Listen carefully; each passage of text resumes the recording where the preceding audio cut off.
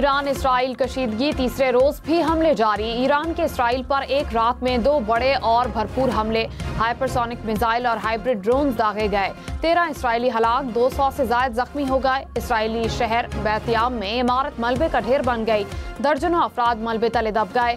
Haifa में oil refinery और port को आग लग गई। इमाद, गदीर और खैबर शिकन मिसाइल पहली बार इस्तेमाल किए गए। ईरान का इसराइल के 3 F-35 जंगी तैयारे गिराने का दावा।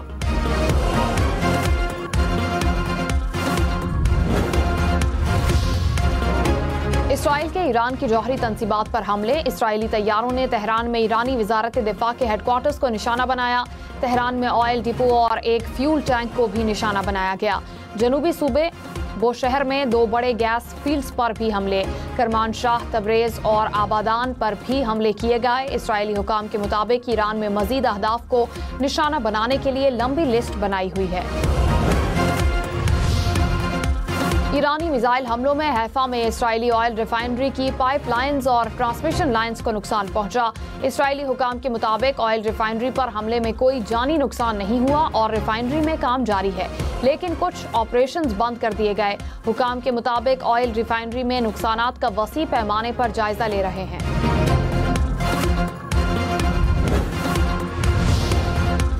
ईरानी वजीर खारजा अब्बास अराक्ची ने कहा, इसराइली हमलों में अमरीका बराबर का शरीक है, इसका खमियाजा भुगतना होगा।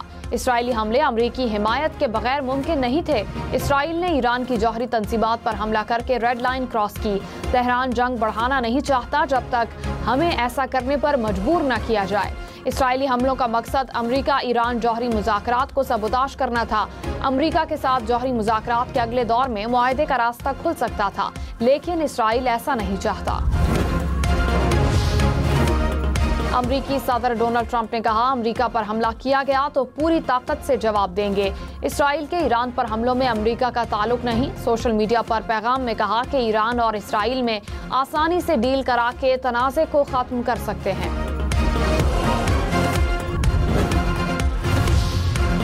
जर्मनी की ईरान को मुज़ाकरात की पेशकश, जर्मन वजीर खारजा ने कहा, जर्मनी, फ्रांस और बरतानिया ईरान से फौरी जौहरी मुज़ाकरात के लिए तैयार हैं। उम्मीद है ईरान पेशकश को कबूल करेगा।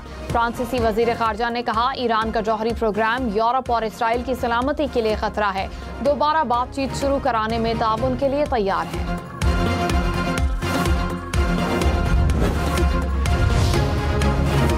नायब वजीर आजम इसहाक डार ने कहा, ईरान से 450 पाकिस्तानी ज़ायरीन का इनखला मुकम्मल कर लिया गया। ईरान में मुकीम पाकिस्तानी तलबा के इनखला के लिए इक़दामात जारी हैं। इराक में फंसे पाकिस्तानी ज़ायरीन से सिफारत खाना राब्ते में है।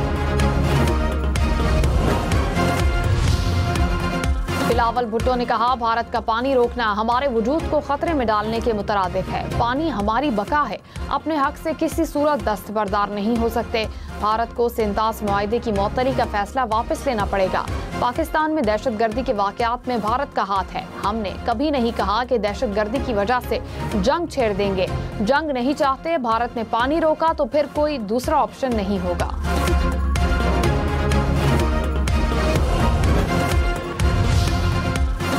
इसराइली वजीर दिफा की ईरान पर हमले जारी रखने की धमकी, कहा, ईरान की मिलिट्री तंसीबात पर हमले करते रहेंगे। ईरान की जौहरी सलाहियतों और हथियारों को तबाह करने तक जंग जारी रहेगी। ईरान में न्यूक्लियर रिएक्टर्स के करीब रहने वाले शहरियों को फौरी इनखला की धमकी। हथियारों की तैयारी के कारखानों में मौजूद अफराद को भी फौरी इलाका छोड़ने की वार्निंग।